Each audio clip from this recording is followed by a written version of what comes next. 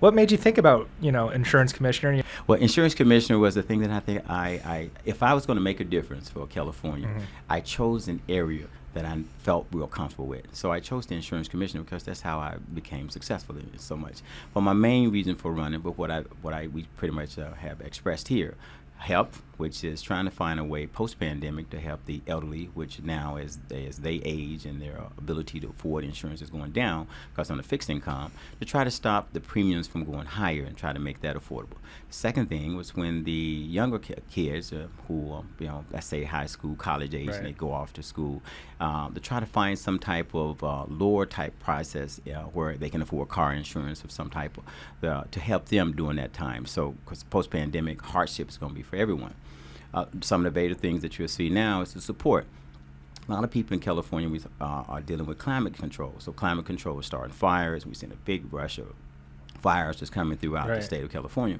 So one of the things that help here is I said, okay, now that I understand insurance, maybe all this grant money, all these resources that so happen to show up during the pandemic, why can't we get some of this to try to help, let's say, navigate through these processes? And one of the processes is this urban wild life interface where we can come together with some grant money and try to stop these areas where the bush catches on fire real fast, and we can try to put some money in that.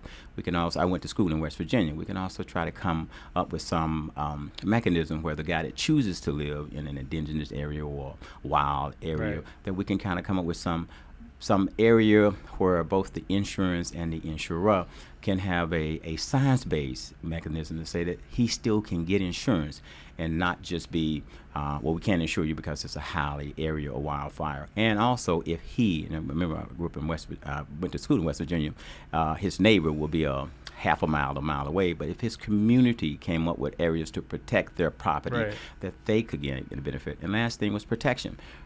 There's a lot of fraud. 5% of any industry is going to have fraud. And so why can't we